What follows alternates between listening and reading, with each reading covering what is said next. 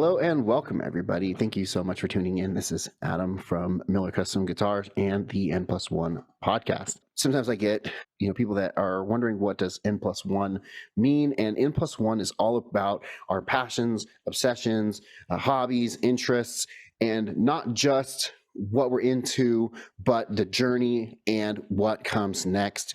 I have a musician with us today, and the running joke with musicians is how many guitars is enough guitars, and I see plenty of instruments in the background today with Joan. And the correct number of guitars, as everyone knows, is N plus one.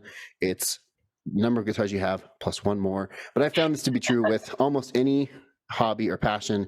It's not just what you're working on, because the second your paint brush lifts off the canvas, you're already thinking about the next canvas. The second you're done, you put the last sentence in the book you're writing, you're already thinking about the next one. That's what this podcast is all about, is not just passions that we're pursuing, but what is next. And so that's what we talk about on this podcast.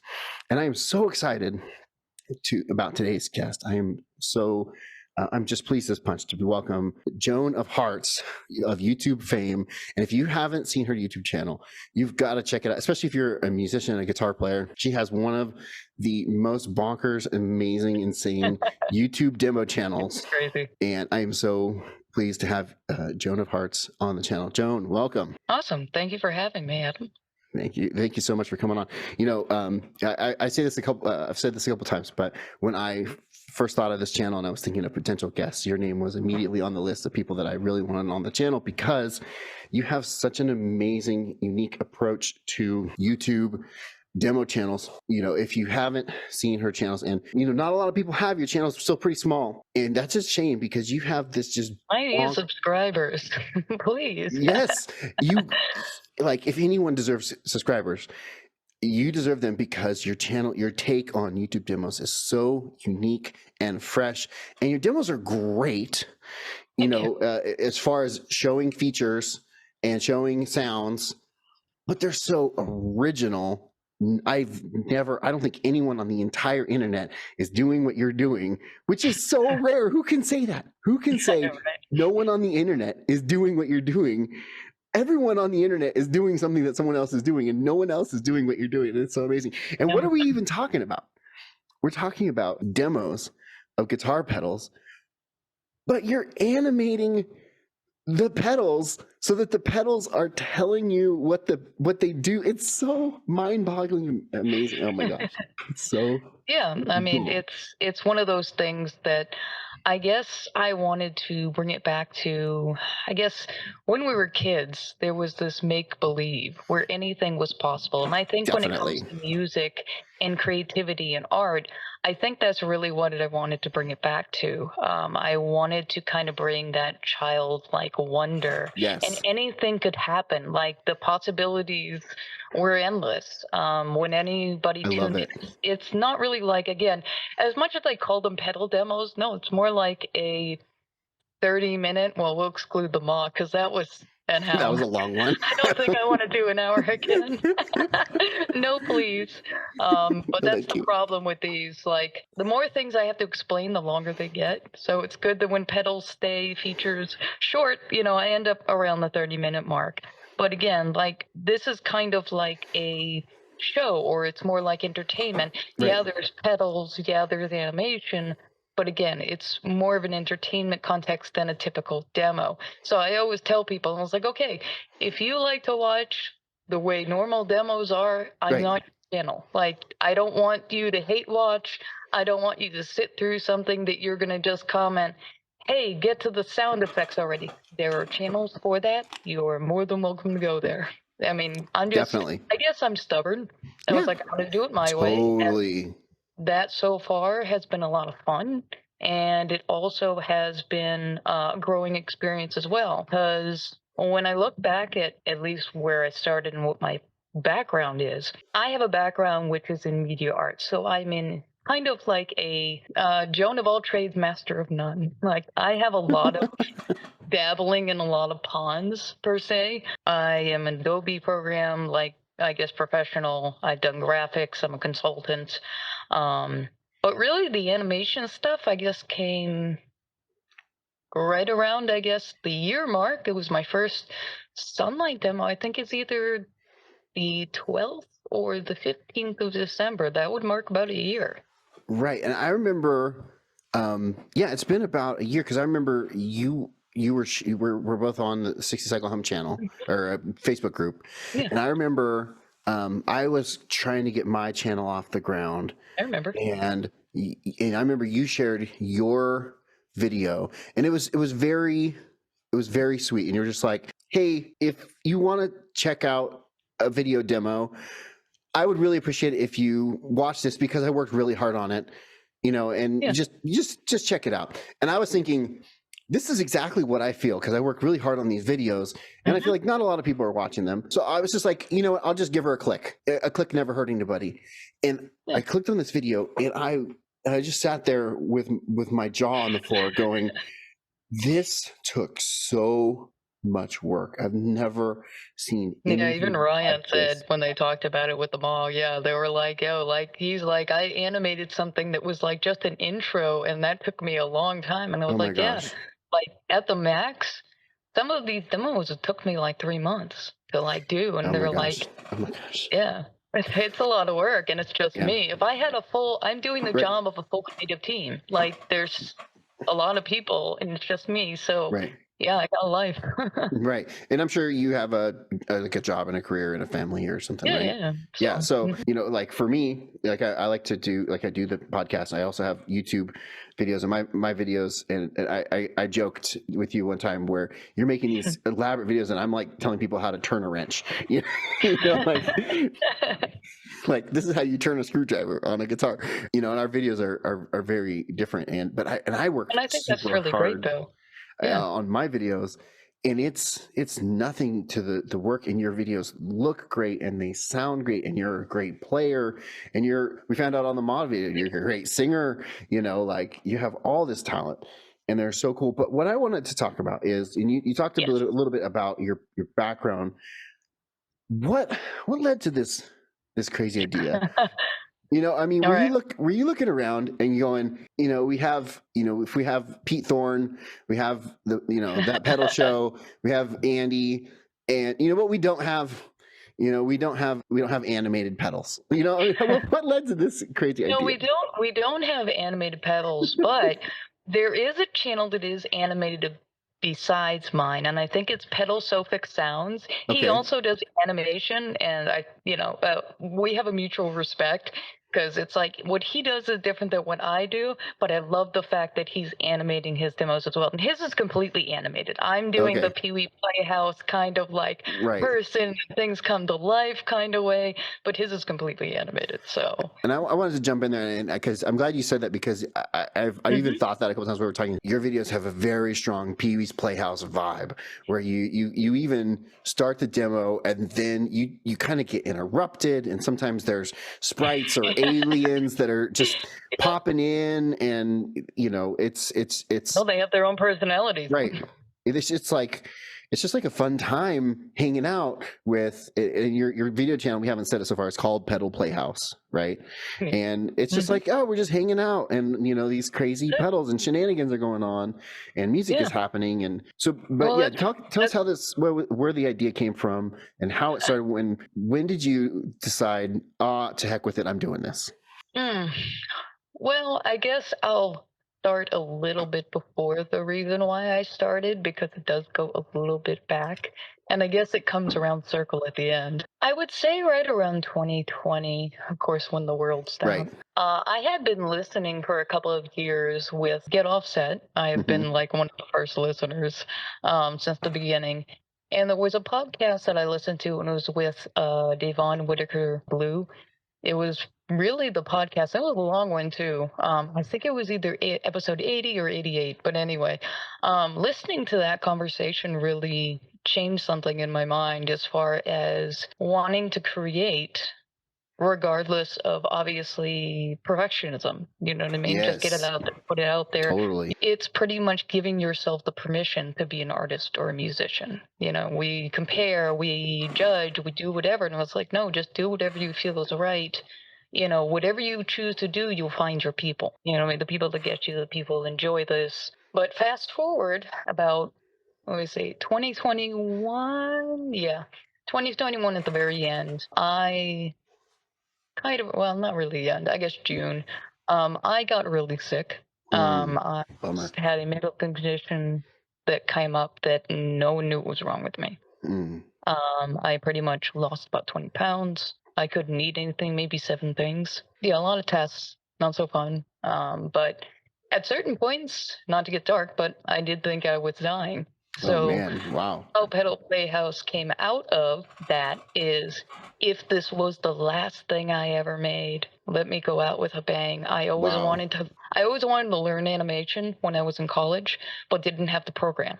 So I played sports. I obviously learned, media arts, sound design, graphics, all that kind of stuff, fine art, whatnot. But they didn't have a program for animation. So I'd worked all this time doing whatever my client wanted. And you know what? If this is my remaining days, Wow. why don't I do something for myself?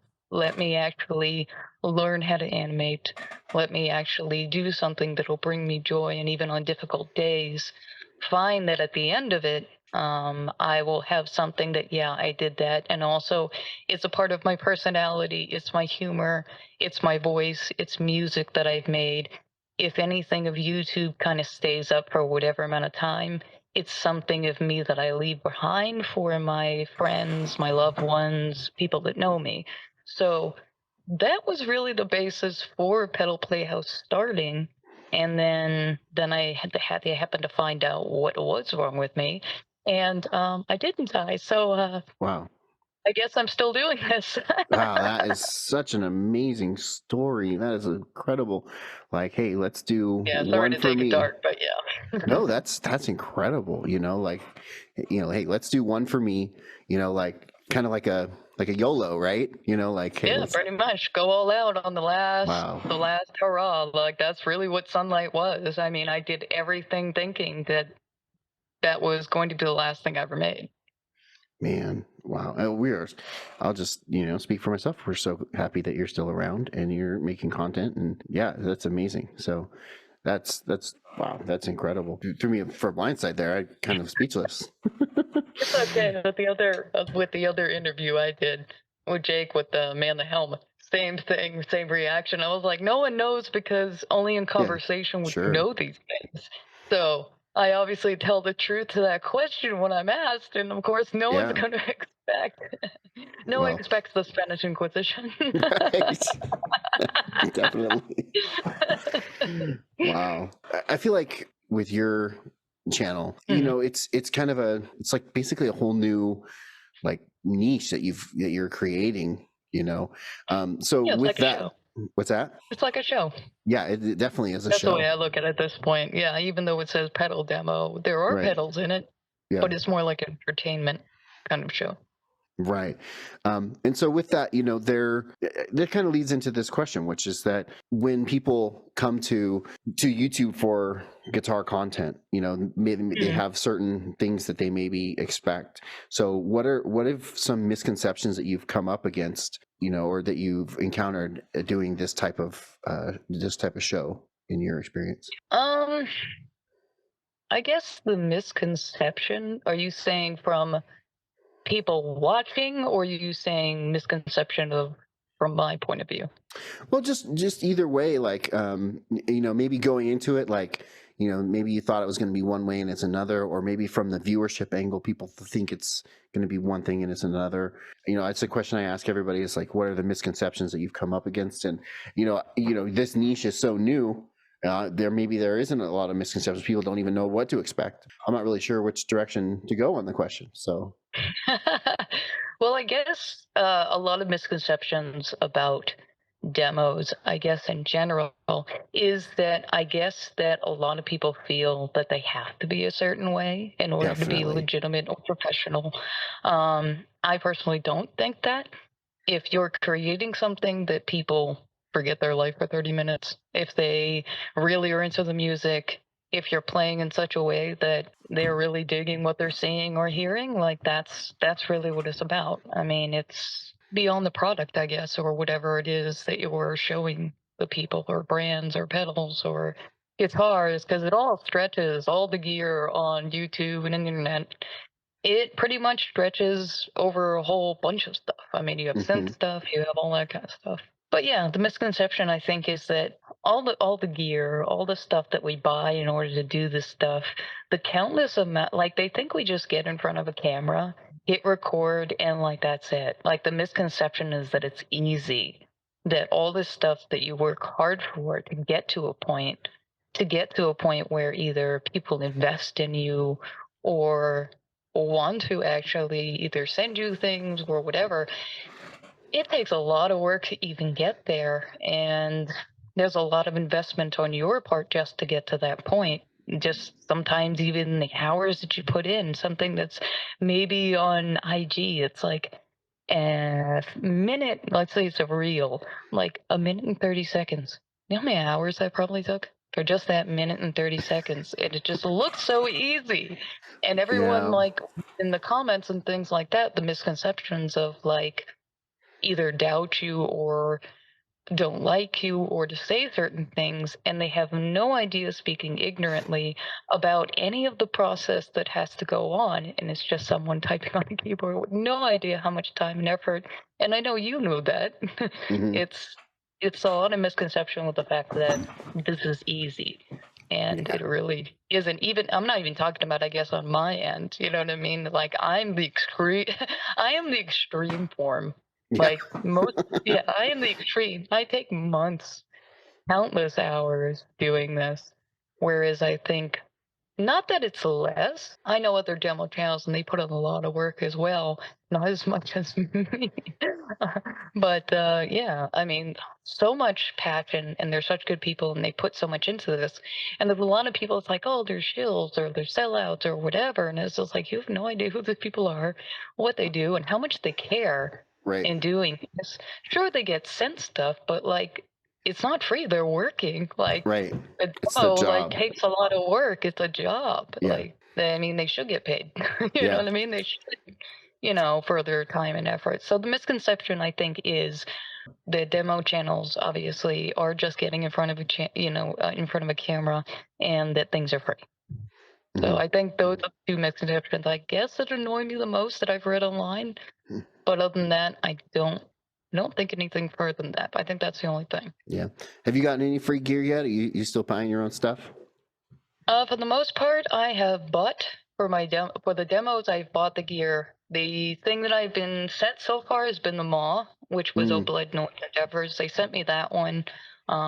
Again, really great guys. I love everything they do. Like any pedal they release, I'm buying. Yeah.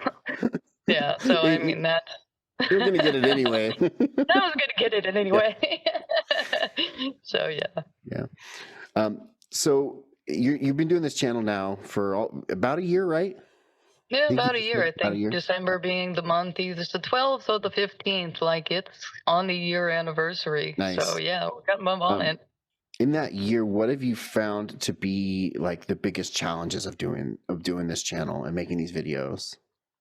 I would say the biggest challenge is getting the time of which to make these demos down. Yeah. To a month. I'd love for them to be able to, time wise, to take a month, but I really do feel like anytime I tried to give myself a deadline that was shorter than my other ones, I can tell you, no, it doesn't. The quality suffered. I had issues where I just had to let it go. Like, obviously, no one notices these things but me. Right. But there are things that I would have done a lot different, and I would have actually either refilmed or something on at least one of the demos. But it's in the past. I've moved on, and I will never. I decided after that one that I would not, for time's sake, sacrifice quality. I mean, Nice. of course, because with other channels, it's like people are putting out demos quite often. Sure. I'm not able to do that. So I have to be okay with that. I do have a life, and trying to do it in the best way that I can. It sometimes just takes longer. I mean, every demo has had some kind of challenge where I've had to film it a different way, or the pedal forces me to think of filming Yeah. or doing things in a completely different way than I did the previous demo. I have not been able to nail down a standardized at all. Like every pedal has had its own personality, and every storyboard has had its own way of taking the wheel and going in a different direction than where I did the last demo. So even like with the mall, like I went from recording with guitars to now I was recording with a dynamic mic. So I had to figure out how to record that, think of all the songs that I had to sing. Would I get copyright strike if I did that? Or, Mm, it's kind of the situation of, okay, how do I do this in such a way that I record the effects, but I don't really want my voice to stand out. I want the effect definitely. to be more over my voice. So that was, even when I was sharing online, I was like, just so you know, the effects are wetter on my voice because that's not the point of the video. The point is for you to hear the effect. So I had to think of some of that time was just storyboarding and thinking about how am I going to do this, because some of the things that I was trying to do were very complicated, or the program that I use with the animation wasn't built for that. So I had to actually find a way to make three mouths talk, and independent and together. And this is a program that mostly just uses one mouth, and and it's kind of like, in a sense, like you're animating like a marionette with all the stuff that you have drawn. So with this, I had to do something that no one had done. So Yeah. again, I complicate my own life. Yeah. You mentioned trying to give yourself a schedule. Hmm. I looked back at all of the videos I had Hmm. for Miller's Custom Guitars. This was maybe July or June or so. Look back at all of my videos I released, and I looked at the release dates, and I looked back and I said, you know what? They're usually anywhere from 2 weeks to 3 weeks apart, with an occasional one if it's a really big video that's spread more apart. And I had all these ideas of Hmm. videos down the pipeline. I'm going to make this video and this video and this video I'm and this video. So I that. knew which Yeah, ones I was going to I have make, those and I was too. like, you know what?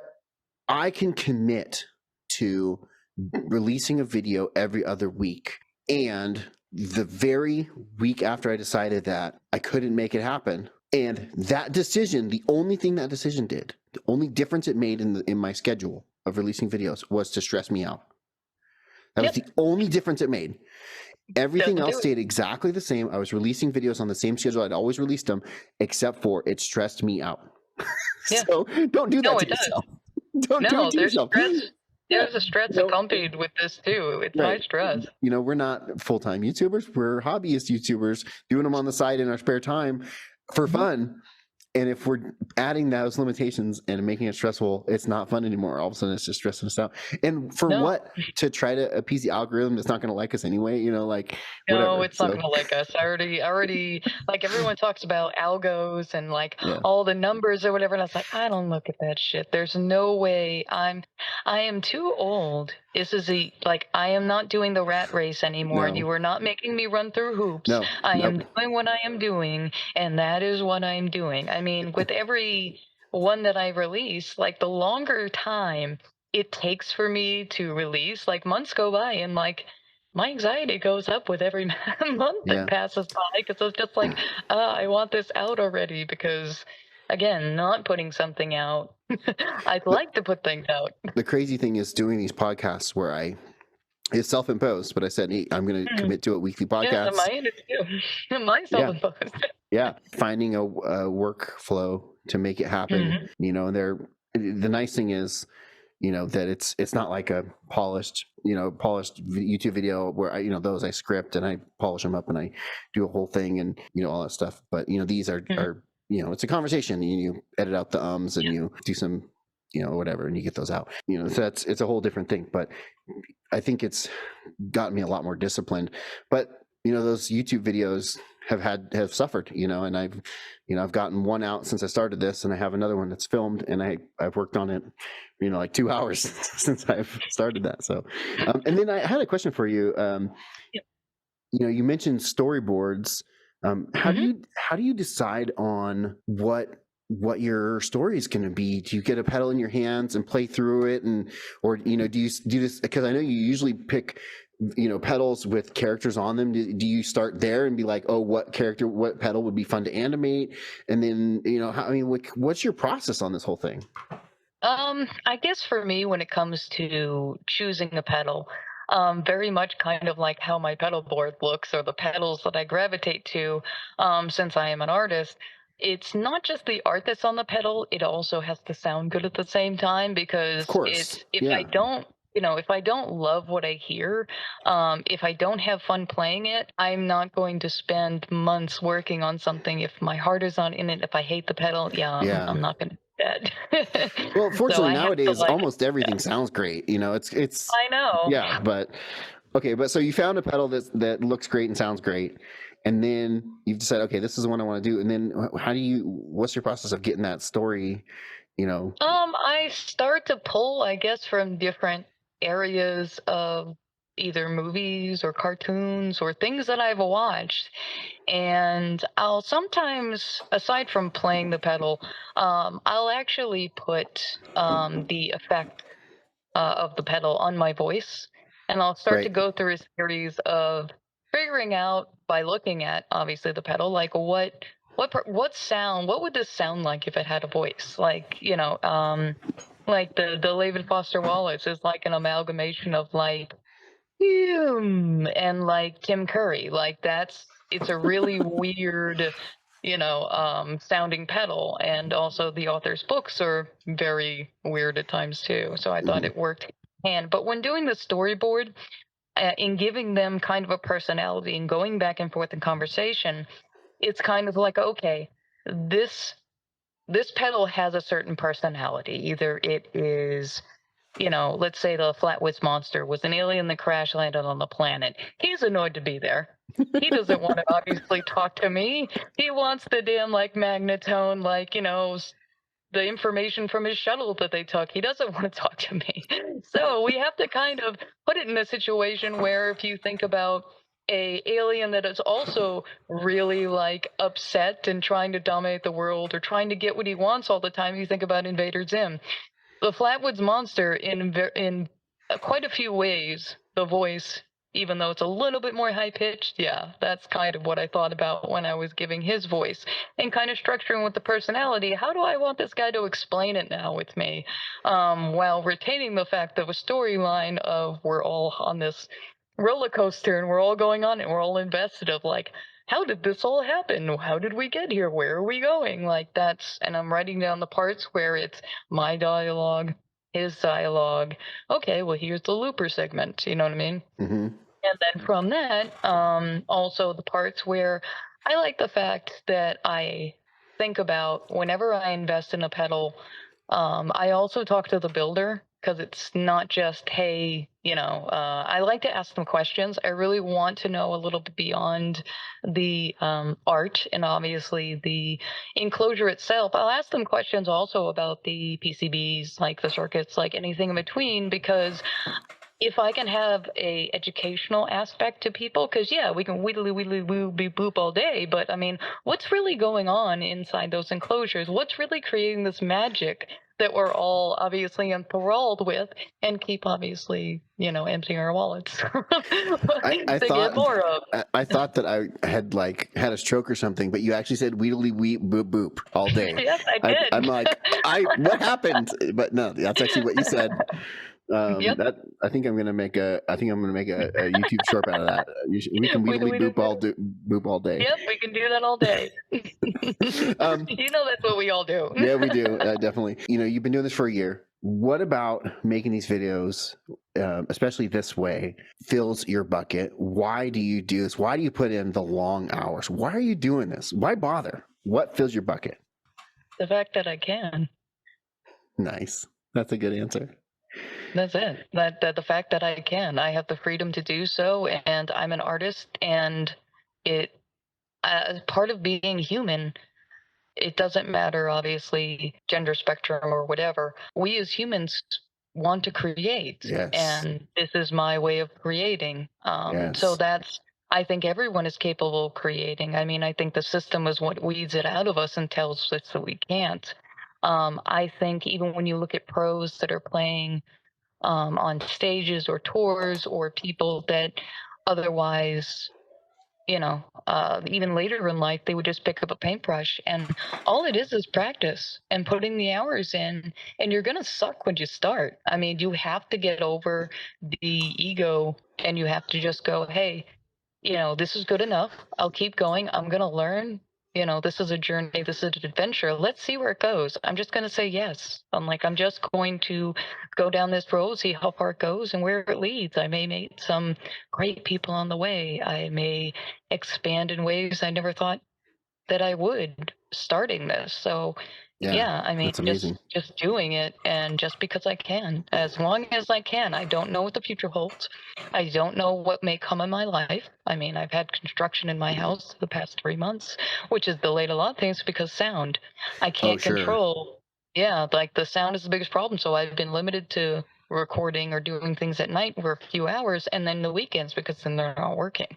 Yeah. So yeah, I've had to work around that. But yeah, wherever this goes, I am happy to be on this journey. I am grateful for the lesson, and yeah, just again, I am human, and I am going to create, and I'm thrilled with the opportunity to do so. Yeah. You just said that, just popped in my head that the like maker's gonna make. You're just an artist at heart, and you have this artistic spirit that wants to be expressed this particular way. And I think I mentioned it. It might have been my very first episode with my sister when we talked about quilting. And it's just like, all going back all the way to like the cavemen. They wanted to paint on the walls with the handprints just because they wanted to make art. It's so primal in us. Like we need to create some way. We need to make art some way, whatever way that is. And some people play music, or some people paint art literally. Some people are actors, or however we make. Some people are build things or whatever. And this is a great outlet for you. That's amazing. No, and I think this also, if you look at it in another way, I guess bouncing off of your thing of us going back to primal and everything that we on cave paintings and everything, our society is mostly kind of based on us being a social animal. So I think again with art and all this that we do, music and everything, it is this deep need for connection. It is connecting with other people that are like us, that understand us, or wanting to be understood. Like, it really is in itself another form of language. So Definitely. it's at least when I look at it, it's a way to not only express but also connect with other people. Like, you see them, what they do, that is who they are. Like, when you get down to the base of it, that's actually what they enjoy and what they'd want to actually be doing, not for what they do in the 9 to 5. Like, that's who they are. Doing this, you mentioned your health scare, which was, I'm so sorry to hear about that. I'm glad you're better. That might be one thing, but have you had any bad experiences doing this whole thing? I mean, people, we always hear on YouTube about, the YouTube comments and all that stuff. I haven't had any really bad YouTube trolls. I don't know if you've had any, but maybe besides that, or maybe that might be an example. But have you had any bad experiences? Maybe specific stories you can tell of your time doing this whole thing that you can share with us? As bad experiences, I mean, I don't think I've really had that many. I mean, I've had, I guess, occasional comments or trolls or things like that. But I guess my way of handling them, I guess I don't really pay them no mind because, all the effort and all the work I put in, they just typed on a keyboard. What do I care? Like, that's it. Yeah. Like, it's a drop in the bucket to me. Like, Yeah. that's the most effort you put in your day, buddy. Like, you just basically watched whatever, maybe what minute or so that you did and just typed. I mean, I really don't I care. have 300 hours in this video, into this Yeah, exactly. video, I and don't. you spent 30 seconds to 30 type. seconds. You spend 30 seconds, and I'm gonna respect you, give you my Yeah. time, and also have it shake my resolve or have me think differently about what I did. No, like, I have passion. Like, I invest or I'm committed to what I'm doing. A lot of times those comments or things like that is more projection than anything. Right. And yeah, so that's why I said I don't take those things personal. Sure. It's more a projection of their own life, or, when I watch videos of things I don't like, I just stop watching and I Right. go You elsewhere. just Like, move I on. have no need to, Yeah. yeah, like, I So many guess. people aren't as advanced as you, Joan. I don't know about advanced. Things don't work like they used to. So I need the factory to start making some upgrades or some more parts. Yeah. I love Ryan from the Cycle Home. I Yeah, love I love his his humor. approach. He just like he pins Yep. those comments to the top so that everyone can see Yep. these horrible people, and then his mob of fans just like he like he replies calmly, and then the fans just like attack No, these yeah. people. It's Yeah, just so funny. his sense of humor I appreciate, and it's very similar to mine because I Yeah. have responded to a few the times that I have, very similar to way he has. So that's why I was like, I always kind of find them funny because it just becomes an absurd reply. And I was like, you make an absurd comment? Well, buckle up. I'm going to respond to you in the most absurd way, and we're going to see where this goes and how long before you get frustrated and leave, buddy. You don't Yeah. want to see me anymore? Well, too bad. You commented, so now the algorithm's going to show me on your feed as much as possible. Yeah.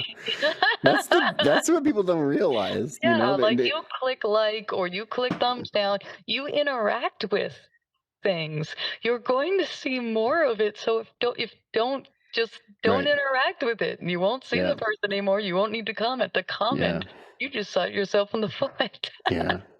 That's amazing. So I feel like this question, I ask people about what their signature move is, and I feel like your whole channel is like the Joan of Arc signature Yeah, I move. didn't know how to answer that one when I read it. I was like, I really don't have a signature move. Maybe I have a signature riff that I do every time. Well, your signature move is animating the pedals. There you go. I don't know, but I feel like that is your signature move. Is like, I know when we tune into Pedal Playhouse, there's going to be animated pedals, and it's going to be a fun time. No, So I mean, going forward though, I guess in a way I like to keep things fresh and people guessing. The next demo is not art on a pedal talking, so this is a completely, again, different direction. Oh, there we go. Well, the way that I actually recently rewrote this question to call it a signature move, and what I used to ask people was if there was any like do it yourself tools or techniques or tricks of the trade that you developed yourself that you haven't seen other people do, then you feel like your way's better. And I feel like that might be maybe a more appropriate question for you because you've basically carved this niche out for yourself. Well, I mean, I don't think better is a good thing. I think it's all good that we all do things differently, and think it's really smart to not compare or be competitive or try to look at what everyone else is doing. I would say, as far as things that I have made myself in what I do, is just kind of just going whatever your North Star is. I mean, as far as when it comes to figuring out things Yeah. on the fly. Yeah. I know for me, like you said about comparing yourself to others, for my channel, there's not really a specific channel that's like exactly, that's why I made my channels, because there's not one channel that's doing all the things that I wish, it's like if there was a channel that was exactly like the channel I wish I was watching, I would just watch that and not make my own channel. Right. And so that's why I made my own channel. But I'm not like, I don't have a video background. I don't have an editing background. I don't have a talking on camera background. I'm learning all these things as I go. No, yeah, I mean, a lot of people are learning it Yeah. as we go. Yeah. Yeah, there's stuff even like with sound recording. Every time I'm doing a demo, I'm learning it differently. Yeah. I wouldn't Editing, say one is, mixing, all those yeah, things. editing, mixing. I mean, I am not a fan of, obviously, I know people are like, hey, it sounds great, but to be honest, I'm like, I could tell you all the reasons why I hate it and I think it sucks. But Yeah, totally. that's Yeah. me thinking that. And of course, every view is kind of subjective on the Sure. outside of that. Right. So Yeah. Right. But what I was going to say is that one thing I do watch for other videos is I maybe watch for videos that are maybe cut or edited or shot in ways that I like, because maybe the Yeah. video isn't the same style of content that I want. No, but you like the way the maybe, presentation is. yeah, Yeah. like Hmm. one thing I do is I'll edit or I'll shoot like one main camera, and then I'll do like push-ins on the one camera, like a wide, and then push in, and it looks like I'm doing two cameras, and I'll do that one, and so I'll look at channels that do that really well, and it seriously looks like you're editing between two cuts and two cameras, and then you splice that in with B-roll, and I look at channels that do that really seamlessly, and I don't do that seamlessly, so You'll get if there. you Yeah. yeah I mean, if you like I said, I mentioned it with Adam Malore in episode 3, who is a YouTuber. I'm watching those channels for the edits and for the color grading and all that stuff, and I'm trying to learn those things, but anyway, so no, you'll get it. I mean, yeah. it's basically you have to invest the time. You have to try things. Sometimes, again, failing at things, you end up with the successes down the Yeah. line. I would say that watching other demos myself, I watched Emily Harris of Get Offset to Yeah. begin with. I've since then obviously watched and really enjoyed Emily Hopkins. The other one that I've really enjoyed is Working Class Music, because the way they edit videos, the nostalgia that I feel when watching their channels, and also the humor and just, yeah, the way they edit their demos, I really, really do love the creativity and stuff they include, because they have so many. It's not just, again, guitars or, trying out effects pedals. They're also adding in like pop culture things, which much like I do, but Right, you do. all different. Yeah, that's what I'm saying though. Like, seeing other people do that inspires you to do your own version of that. So that's why I said it's like not looking at these people like in competitive or comparing. You're like, hey, I really love the way they did certain things, but how do I do something like that, but obviously in my own way, to try to express what I'm trying to do? Because for me, I'm limited as far as my camera because I'm in such a small space. It's kind of like if you've ever been to a wrestling ring, how like on TV it looks huge, but Right. like in person, like it's just I could just take one step and I'm out of here. Yeah. So for me, I have DSLRs, I have like things to be able to record in 4K, but I'm limited with space. So to have a lens on the front of a camera, I would be literally standing back where the camp is. It wouldn't work Yeah. out. Apart from that, the other thing that is the challenge for this area is the fact that, I can't have multiple kind of sources aside from like the GoPro, like over my pedal board for another view. But yeah, I'm limited in quite a few ways that I wish, like other channels, that I could do certain things, but I appreciate that they do them. Yeah. Yeah. You mentioned wrestling. I remember one time my wife and I went to this. It was like a professional wrestling like school, Yeah. and they had like live matches, like I don't know, once a month or every Friday or something like that. We went to one time, and there was literally like 2 rows of fold-up chairs on every side of the ring. So I mean, what is that? 40 people right there. It was so fun. It was so much fun. And in a room that small, right? Like literally any person in the room could make up any chant that they wanted, and the entire room would start chanting it. You could be like, Frank's elbow smells. Whatever you wanted to chant, you could just make up anything and start chanting it, and everyone would start chanting it. It was so much fun. It was bonkers. So yeah, you mentioned it was a lot smaller than you would think. So Yeah, no, I was shocked by that too. And I mean, I've gone to like the ones that were popular like back in the day. I've gone to one of those, and then since then I've gone to like Comic Cons and like stuff like that where they have people who are wrestlers come in and they have like a ring, and then they basically are characters, like will actually do real wrestling, but as characters, so it's fun. Moving on to the questions. What would do you have any, as you do this, guilty pleasures? So this whole thing, you're doing it, it's satisfying, this need to make and create. You're doing it because it makes you happy, but is there maybe something that you sneak in that's maybe just that's one for mama, that's like that is just for you, just to make you happy, that that maybe no one else knows about? Maybe it's a sound thing or something that's just under the radar that, I don't know, is there something that you might consider as a guilty pleasure?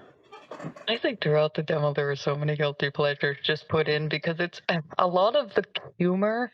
The humor is very much if you know, you know. Like it's a Mm, certain. I think I'm not trying to put myself in a box with generational, but it's kind of like if you've seen the movies, if you've played that kind of pop culture or video games or whatever, you get certain things. One of the things that is kind of for me because it's always something that made me laugh when I was growing up because I was a gamer growing up. I played okay. games from since like Atari up till now, like, all the systems. So one of the things when I was playing in the arcade back in the day at one of the ice rinks, because I played ice hockey growing up, we had arcade machines. They had Mortal Kombat, they had Killer Instinct or whatever. So I played like obviously those games. So there'd be an instance in the game where there'd be a secret thing that if you did something or you fuck up or whatever, there would be this guy that pops and goes, whoopsie, or Right. whatever. For So Mortal Kombat, yeah. exactly. So my thing is with in my demo, um, whenever it is the time at which you hear the loop at the very beginning where the clean tone is, you have the bar of soap that goes clean tone. So that's exactly my guilty pleasure Mortal Kombat like hidden Easter egg. I did Oh not catch that. I'll have to yeah, keep an eye out for that. yeah. I just redesigned the bar of soap, and I'm actually putting it as like I want to make T-shirts, so we're in the process of putting that on T-shirts, and it's saying clean tone on the soap. Nice. So, That's so so I'm funny. looking forward to that. That's my guilty pleasure of that little Nice. bar of soap going across the screen. It's like clean tone. Nice. That is so funny. It's so I it's so I nerdy. never made that connection, but yeah, that's funny. It's again a lot of I've said this kind of online in certain ways, so you give me obviously the actual vocal way of saying it. A lot of my demos, you're seeing me and you're seeing the art that's talking, but there's things in the background that are going on too that if you're not paying attention, you don't notice or you don't like Hmm. there's Easter eggs in a lot of my demos that if you catch them great, but if you don't, it's still a demo that's entertaining to watch. But there's a Yeah. lot of things going on that if you know, you get it. You know what I mean? But even if don't, Right. Like I mentioned a couple times, you've been doing this for a year. What has been what you would consider maybe your favorite or your best moment or your favorite video or what you would look back and you think, yeah, this was the thing that was like the best thing, or it was just like so good. Is it something that's already been out, or is it the one that yeah, it's is something coming, the one that's coming out this well, I weekend?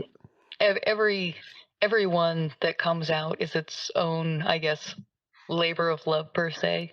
They're all Um, your children. We know you love them yeah, all. basically. After working that long on it, I mean, I'm glad I don't have to send them to college. They see the cost these days.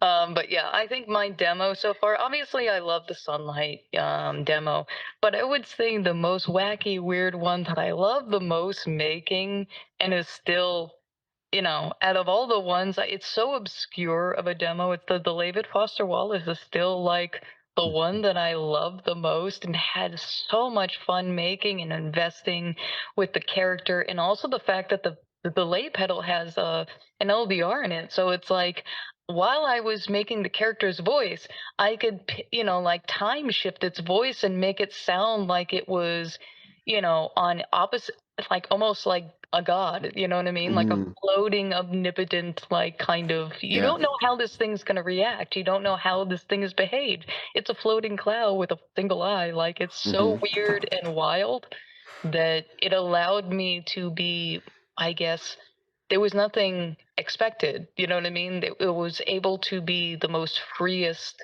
in creativity that I could. I wasn't kind of confined by the fact that it was, a woman on a pedal or it was, a kind of a corpse flower on a, Old Blood Noise Endeavors pedal. I mean, you didn't really know what to expect of this thing.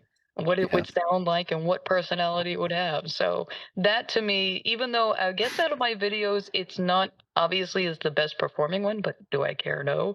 That was the one I would say out of all of them, I love the most making. Nice. That's awesome. That's a great answer. So we're sitting here, and I'm talking to you, and I'm gonna consider you the expert of animated pedal demos, since you're basically. You said there was one more, but I don't believe you. I think you're the only one. There is someone else, No, but no, we're different. that's We're no, different. that didn't happen.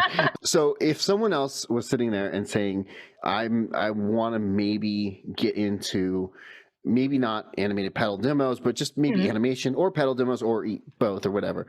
Do you have any advice for that person? You mentioned. I wanted to ask you. You mentioned you're using software for animation. What software are you using? I am trained professionally in Adobe software, and Mm, they're all interconnected. So it's sure. like if I'm working in Illustrator, it handshakes with like, all the other programs they have. So it's kind of like, I guess, a gateway.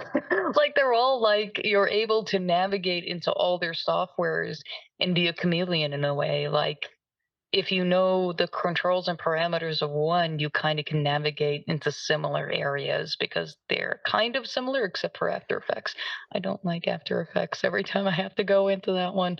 But yeah, I think the important thing is to just start whatever idea that you Mm, have, just do it. You'll get better over time. You'll have a clearer picture or a better way of doing things down the line. Whatever camera you have, just start. Whatever audio equipment you have, just start. Like yeah. that's where you start will not be where you finished. I mean, I was recording with a couple GoPros for the house band, originally from different angles and over the pedal board. Since then, I don't use that anymore. I have a different approach now with the Logitech Brio that I use. So again, as the more you get into it, the more you learn, and your failures become your success down the line. So I would definitely say look at other people that are doing something similar to you and find what you like about it. And if there are certain things that you're like, I actually want to do something like that, but you know what? I have an idea that I may take in a direction that I think may be good for me, you know? So Hmm. I think it's really important to do that. And it doesn't matter what, again, program you use, the fact that it gets the job done is important. If over time you go from free program to like a subscription or whatever program, the tools are really just the tools. You're the magic. Like Right. when you pick the guitar over Exactly. there in the corner Doesn't is play itself. it's not that it's lifeless. It does have a personality. It is but it is there. And until you pick it up and start to obviously play music in the room with Right. pedals, which I would say they're more like colors on a palette, you know what I mean? The room is the canvas, the sound is the room. Like Hmm.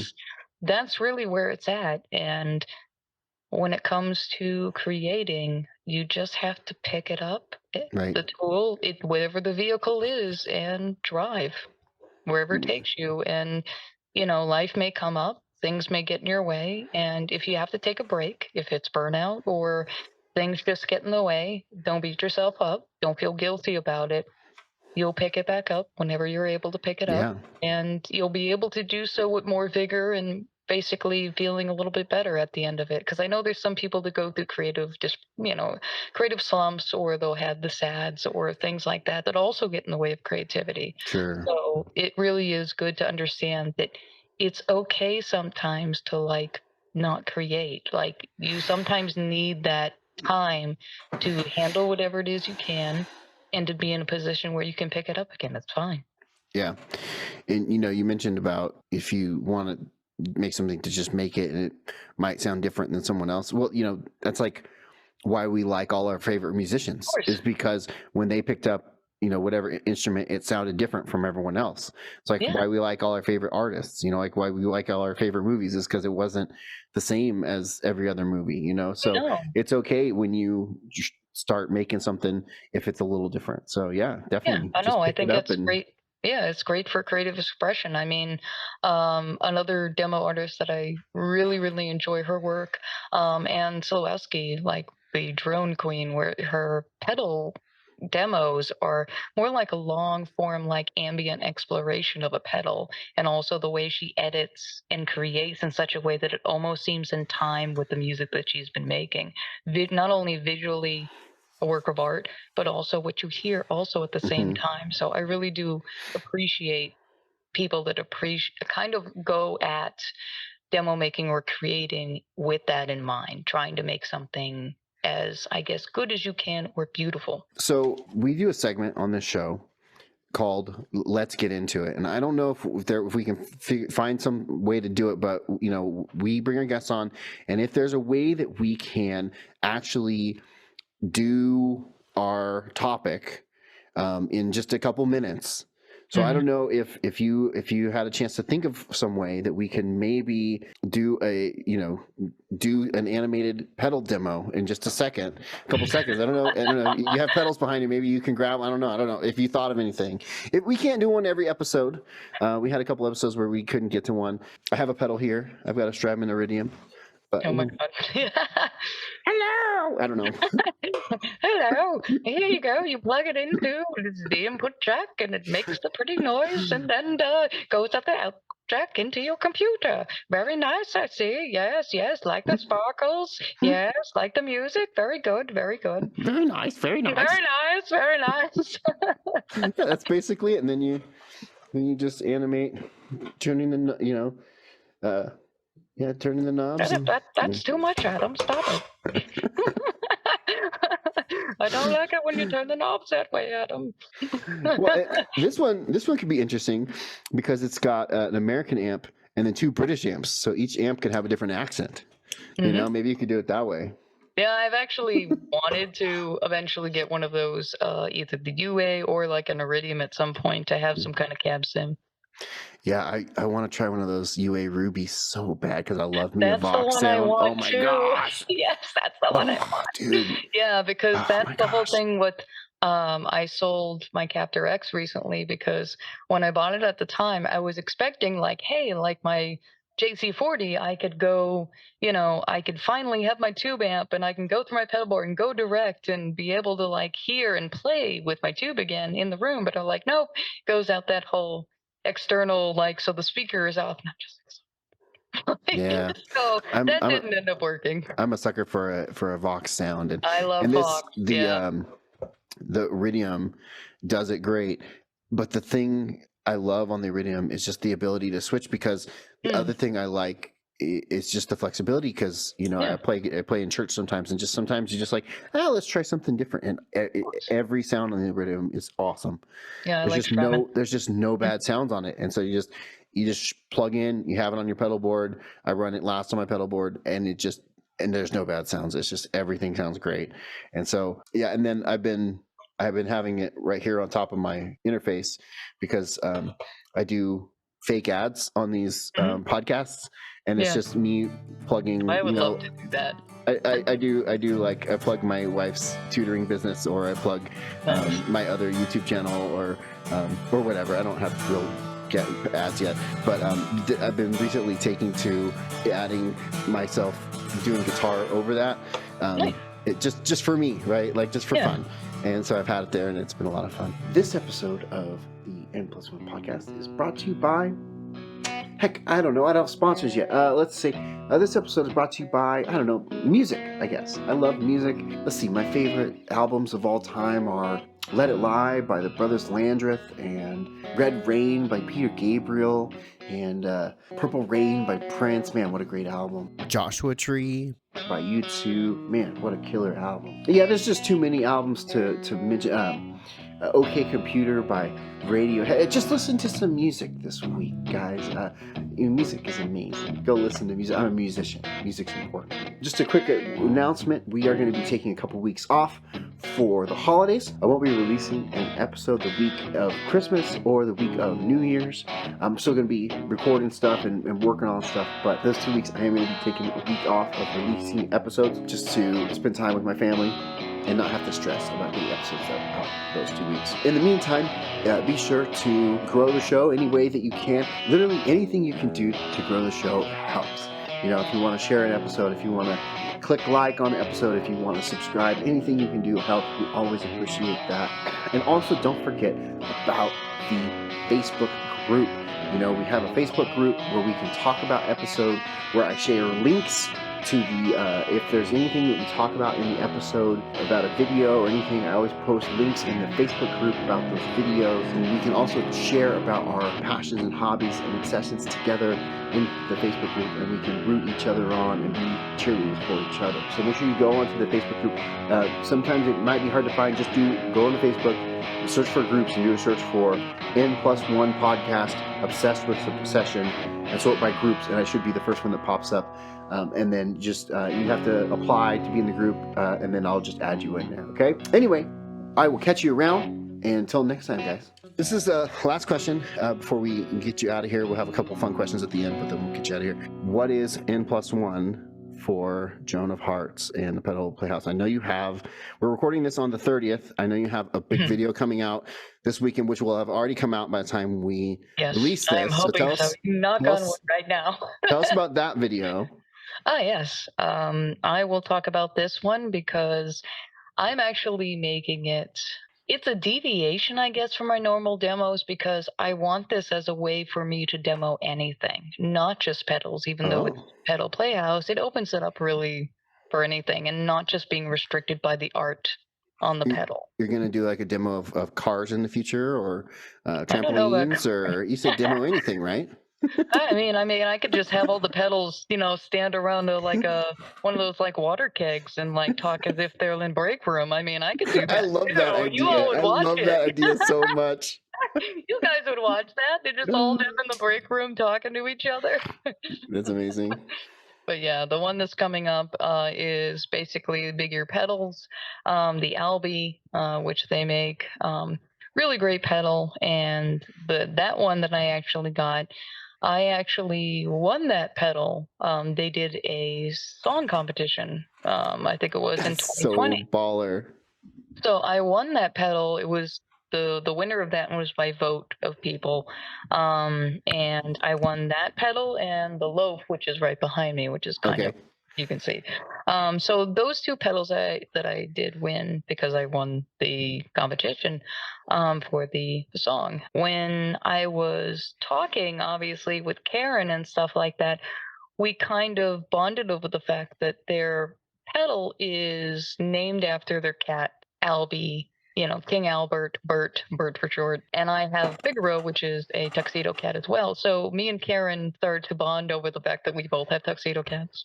Okay. And we just kept this kind of exchange and friendship that kind of budded out of that. That's lovely. So after the mod demo, I was like, I'm really not doing anything right now. And I was like, and they've been through this move and stuff like that. Right, they've been moving. Yeah, and everything like that. So just this past week, it seems serendipitous because they're like, oh, well, back to making pedals. I was like, that's great. The perfect timing. Like, we can have this be a celebration. I didn't even plan this. You know what I mean? So I've heard really good things about the Albie. Yeah, it really is definitely a fun pedal, and I like it.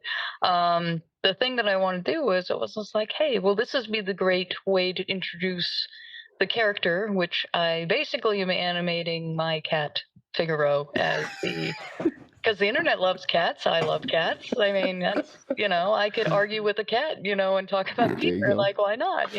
He's actually, I won't be voicing him. My partner will be voicing him, because if I always pull from other animations, so he's gonna sound more like Puss in Boots in a way. And he's from actually Little Havana, so that's amazing.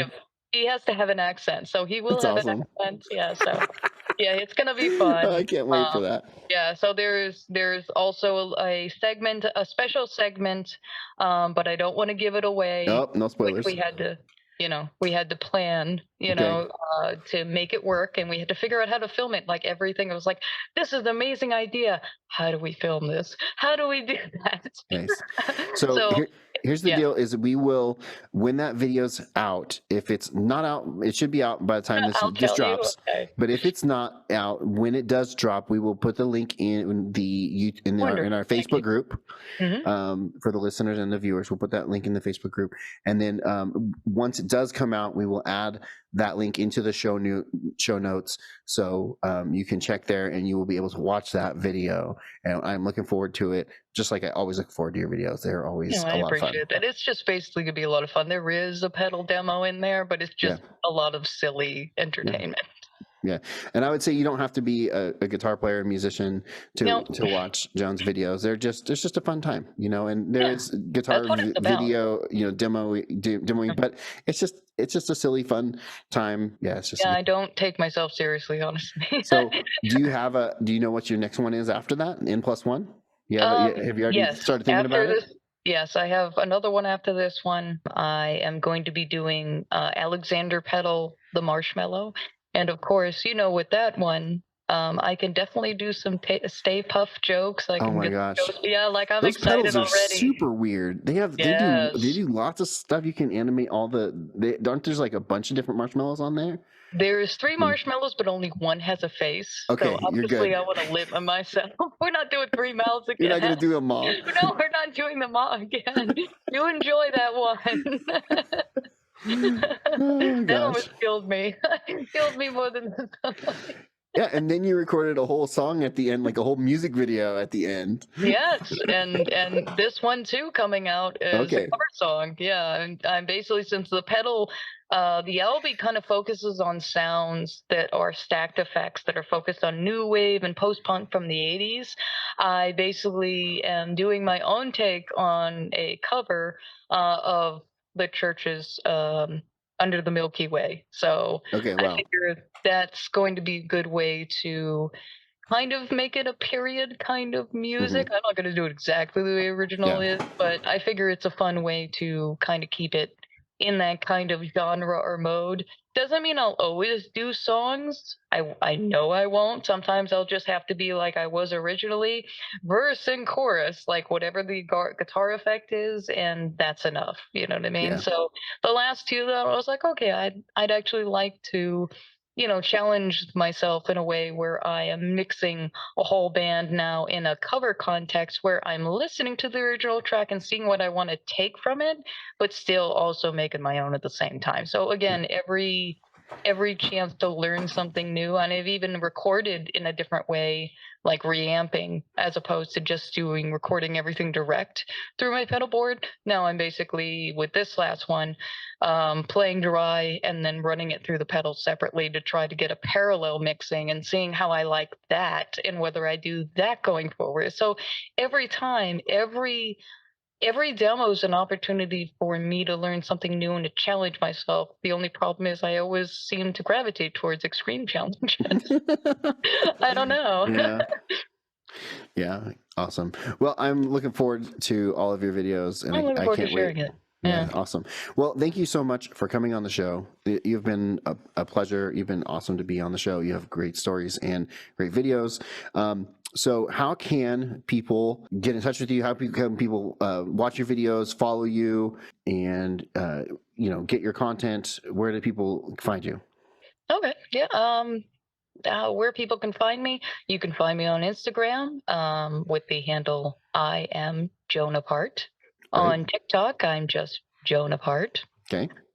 You can find me on YouTube, Pedal Playhouse. That is my animated demo thing that I do periodical. The other where you can find me is I'm a co-host on Get Offset, which you can find on TikTok with Emily Harris as Get Offset, and also on IG Get Offset. So definitely a few ways you can find me. I love talking with people. So again, follow. I mean, if more people in TikTok, that'd be great. I'd love to do some lives there. I haven't reached the 1K little mark yet on it. They pretty much restrict you from doing that. And I was like, I just want to play. I just want to like share music and do things. Damn you, like platforms. Yeah. Let me do what I want. Yeah. Awesome. Okay, cool. And then we're going to ask you the 2 silly questions, and then we're going to get you All out of right, here. Okay. fire away. I totally stole this idea from Blake from the Tone Mob. Nice. I even messaged him and said, I'm going to steal this about idea. pizza? Is it okay? Even though they're different questions, but Yeah. he said it was okay. The first question is the name drop. The name drop card. I want you to tell us a quick, very short story and casually drop the name of the most famous person you've ever met. Paul McCartney. But you have to tell us the story. You can't just All say right, Paul I guess McCartney. I'll tell you the story. Just short. You don't have to go long. But All right, I won't go into how did you meet Paul it, McCartney? it involves a dad joke too, so I'm sure Oh, this is everyone even will better. appreciate it. I'm a dad.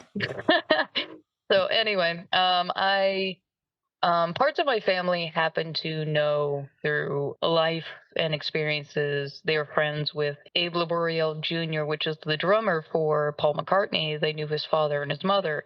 Amazing. So we were able to, at one point, go to the show where it was down in Miami. I think it was 2012 or it was 16. I can't remember which year it was. We went to one of the last ones. I think it was in Miami around that time. And we got obviously some nice seats to be able to see that. And then afterwards, we were invited to the hotel by Abe Jr. to have dinner and, just hang out. So I'm sitting with Abe and I turned to him at one point and, he was saying, oh, well, I don't know if Paul's going to be around. He tired after doing 3 hours. And I was like, I know, it's okay. He's off to go see DJ Sleep at Club Bed. I get it. And he looked at me. He took him a second, it clicked, and then he laughed. He goes, Club Bed. Wow, that was great. I was just like, yeah, it was really bad. Be honest with me, it was really bad. But if we laugh, I got through that moment. Thank you. Yeah, that's awesome. So anyway, a little after that, Paul actually happened to walk over, and we talked to him for a little bit. I shook his hand. Very nice. Obviously, Amazing. I said the thing that I always say, obviously, to people that, thank you for everything, that you've given us and whatnot. I will actually throw in one more, which is a different story, but I'll make it quick. Okay. I want to hear about it. Bruce Campbell. Oh, you met the Chin, huh? Yeah, I did. And I did meet him. I loved him. Nice. Yeah. Childhood crush. I love him. Oh, yeah. So we were at a Comic-Con here in South Florida, and he was doing a Q&A. So I was there at the Q&A, and I was definitely trying to get his attention and waving my hand however I could, because I wanted him to pick me for this one specific reason. And by luck, by some dumb luck, he picked me. So I said the question that I think a lot of women would ask, or men, who knows, yeah, anything. I asked him, can I give you some sugar, baby? So yeah, I was expecting him to say something. He just waved down. He's like, come on now. So I gave him a kiss on the cheek. He does not Old Spice, but I did I was like, that was my other story. That's the most famous. He's not the most famous, but that's a nice story. So if you don't know, you should know. But if you don't know who Bruce Campbell is from Evil Dead 2, Army of Darkness, and a bunch of other things. Notice, yeah. Yeah. So that's amazing. that's a great story. That is awesome. And the last question, and we will get you out of here. What is, in your opinion, no wrong answers unless you get it wrong, the all-time greatest cartoon theme song?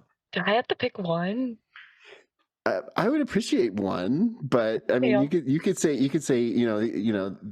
these are some of my favorites, but I'd like to know what you think is the best. It's a tie. That's why it's so difficult for me. I would say one, and obviously I know some people would agree with me, but I'd be selling out my childhood, but not picking the other one. So, okay, I will say that definitely the best cartoon theme song is the 90s X-Men. But my head other one that I love beyond anything is Thundercats. Those are my two favorite theme songs. And they're both obviously there's classic. There's it's different than any other kind of theme song. Yeah, exactly. Yeah. Thundercats are on the move. Yeah. Nice. Good driving rhythm. I thought we were gonna get. So this is I think 13, maybe 14, maybe less episodes in, I thought we were going to get way more X-Men's than we had, because it's such a Really? banger. It's such a Yeah. banger. This is the first Oh my X-Men. God. We've had I think 5 DuckTales. Oh, okay. That one is good too. It I tracks. admit, yes.